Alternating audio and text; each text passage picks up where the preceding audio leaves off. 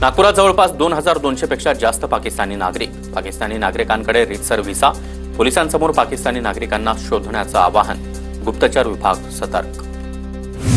पुण्यामध्ये 111 पाकिस्तानी नागरिक वास्तव्याला. पाकिस्तानी नागरिकांसंदर्भात माहिती गोळा करण्याची प्रक्रिया सुरू. पहलगाममध्ये झालेल्या हल्ल्यानंतर पाकिस्तानी नागरिकांवर नजर. पहलगाममधील हल्ल्याच्या निषेधार्थ आज अमरावती शहर बंद. विश्व हिंदू परिषद, बजरंग दल आणि हिंदुत्ववादी संघटनांच्या वतीनं बंदचं आवाहन.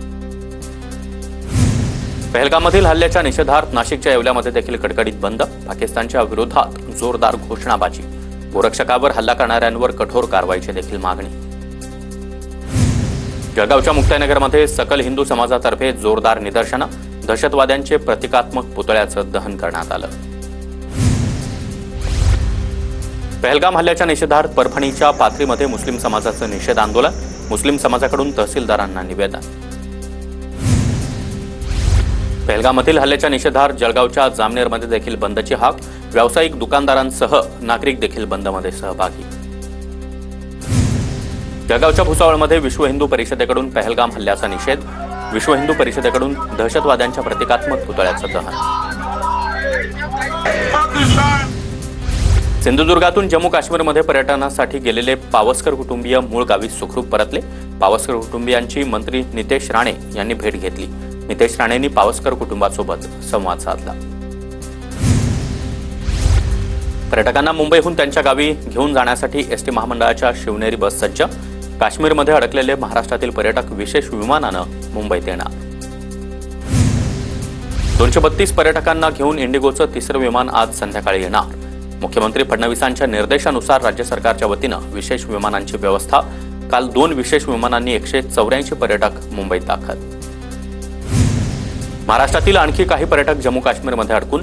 सरहद संस्थेचे सदस्य वैभव वाघ यांच्याकडून व्हिडिओ शेअर. नाशिकच्या मालेगावमध्ये ईडीची छापेमारी. बनावट जन्म आणि मृत्यू दाखले बनवल्याच्या प्रकरणामध्ये कारवाई. ईडीकडून मनी लॉन्ड्रिंगचा गुन्हा दाखल. अवैध बांगलादेशी प्रकरणामध्ये ईडीकडून मोठी कारवाई. गोंदियाच्या आमगावमध्ये पहलगाम दहशतवादी हल्ल्याच्या निषेधार्थ मूकमोर्चा. मूकमोर्चा काढून हल्ल्यातील मृतांना श्रद्धांजली वाहिली.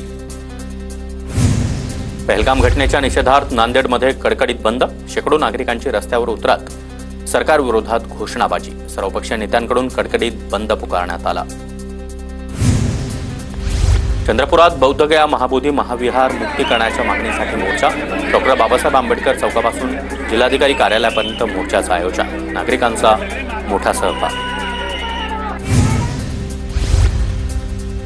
पहलगाममधील हल्ल्याच्या निषेधार्थ सोलापूरच्या करमाळ्यामध्ये ठाकरेंच्या शिवसेनेचं आंदोलन. पाकिस्तानच्या झेंड्याचं दहन करत हल्ल्याचा निषेध.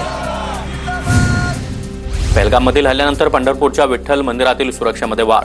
मंदिर परिसरामध्ये 24 तास पोलीस बंदोबस्त तैनात.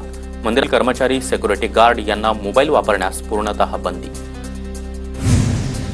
वैनगंगा नदीचं स्रोत आटल्यानं गोंदिया शहरामध्ये एका दिवसाआड पाणी पुरवठा.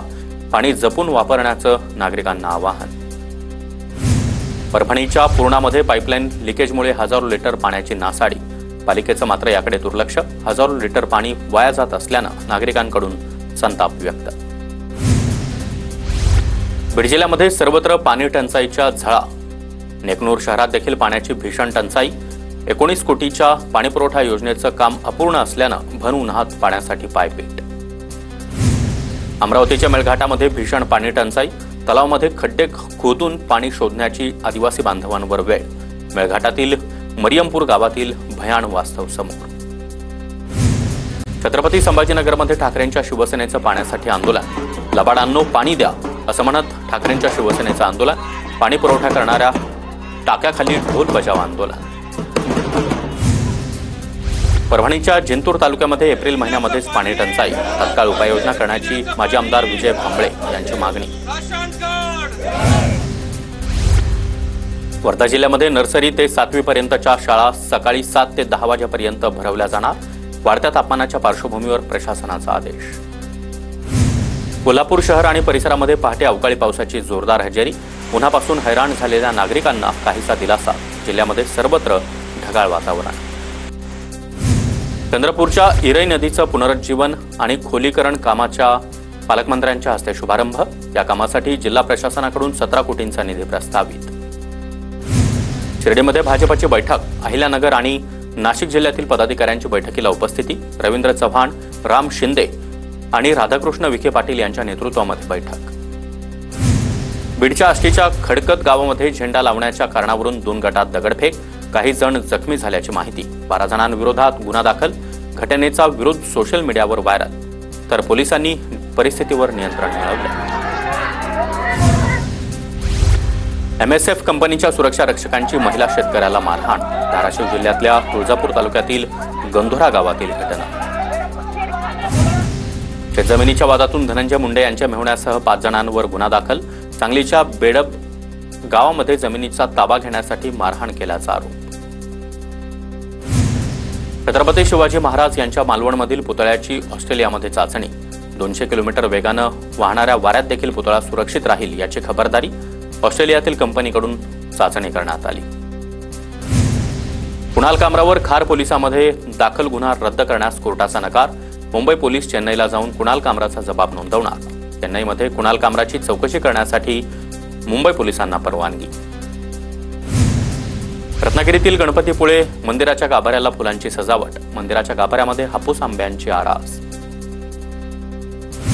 त्र्यंबकेश्वरमधील कुंभमेळ्याच्या पार्श्वभूमीवर 241 कोटींचा विकास आराखड्याला राज्याच्या उच्चाधिकार समितीची तत्वतः मान्यता। 2 दिवसांमध्ये परिपूर्ण आराखडा तयार करण्याचे निर्देश। साक्षी कांबळे आत्महत्या प्रकरणाच्या तपासाला वेग। फिर्यादी आईच्या जबाबासह इतर 4 जणांचे जबाब घेतले। आरोपींची जामिनावर सुटका।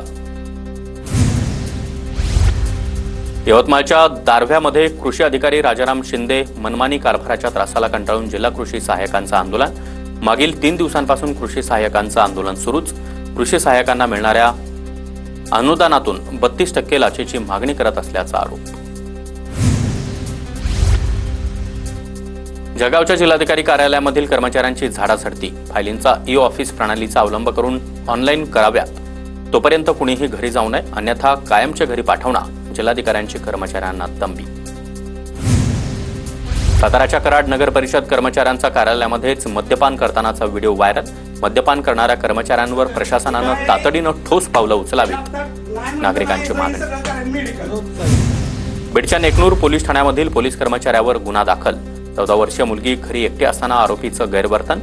पोलीस कर्मचारी पवन निर्मळवर पॉक्सको अंतर्गत गुन्हा दाखल। अमरावती कृषी उत्पन्न बाजार समिती बंद ठेवण्यावरून असमन्वय। देशासाठी 1 दिवस बंद पाळत असल्याची व्यापाऱ्यांची माहिती, तर बाजार समिती बंद करण्यापूर्वी व्यापाऱ्यांनी माहिती दिली पाहिजे होती, शेतकऱ्यांची प्रतिक्रिया। नाशिकमधील कांदा निर्यातीमध्ये तब्बल 10% घट। शासनाच्या अस्थिर धोरणाचा शेतकऱ्यांना फटका। अहिल्यानगरच्या शिर्डीमध्ये शेतकऱ्यांच्या कर्जमाफीसाठी शावा क्रांतीवीर सेनेचं आंदोलन। करण गायकर यांचे आंदोलन। उपमुख्यमंत्री अजित पवार आणि कृषी मंत्री माणिकराव कोकाटे यांच्या राजीनाम्याची मागणी। कर्जमाफी न झाल्यास विधान भवनावर मोर्चा काढण्याचा इशारा। गोंदियाच्या देवरीमध्ये वीज समस्येमुळे 100 पेक्षा अधिक शेतकऱ्यांचं ठिय्या आंदोलन। शेतकऱ्यांकडून लोड शेडिंगची समस्या दूर करण्याची मागणी। समस्या दूर नाही केली तर तीव्र आंदोलनाचा इशारा। पहलगाममधील हल्ल्याच्या निषेधार्थ डोंबिवलीमध्ये बैलगाडा संघटनेचं आंदोलन। बैलगाडा संघटनेचे अध्यक्ष संदीप माळी यांच्या नेतृत्वामध्ये निषेध मोर्चा। बैलगाडा मालक चालक बैलांसह मोर्चामध्ये सहभागी झाले। रत्नागिरीमध्ये प्राण्यांचा उपद्रव टाळण्यासाठी कृषी विभागाकडून औषधांचं वाटप। सिंधुरत्न समृद्ध योजनेतून शेतकऱ्यांसाठी औषधं उपलब्ध। गेल्या काही वर्षांपासून माकडांच्या उपद्रवामुळे शेतकऱ्यांचं मोठं नुकसान। जळगावच्या पाचोऱ्यामधील बामरुडमध्ये पाय घसरून विहिरीत पडल्यानं जवानाचा दुर्दैवी मृत्यू। या घटनेमुळे संपूर्ण परिसरामध्ये शोककळा। आसाम रायफल्सचे जवान रवींद्र पाटील यांच्यावर शासकीय इतमामात अंत्यसंस्कार। 100 दिवसांच्या कृती आराखड्याअंतर्गत केंद्राच्या पथकाकडून महसूल विभागाची तपासणी। मात्र दुसरीकडे गिरणा नदीपात्रामध्ये अवैधपणे वाळू उपसा केला जात असल्याचा प्रकार समोर। कल्याणमध्ये सिगारेट न दिल्यानं 2 भावांकडून पानटपरी चालकावर लोखंडी रॉडनं हल्ला। हल्ल्याची घटना सीसीटीव्ही कॅमेऱ्यात कैद। महात्मा फुले पोलीस ठाण्यात गुन्हा दाखल। नवी मुंबईच्या NRI पोलीस स्टेशनजवळ एका इसमाची स्वतःवर गोळी झाडत आत्महत्या। गुरुनाथ चिचकर असं आत्महत्या करणाऱ्या व्यक्तीचं नाव।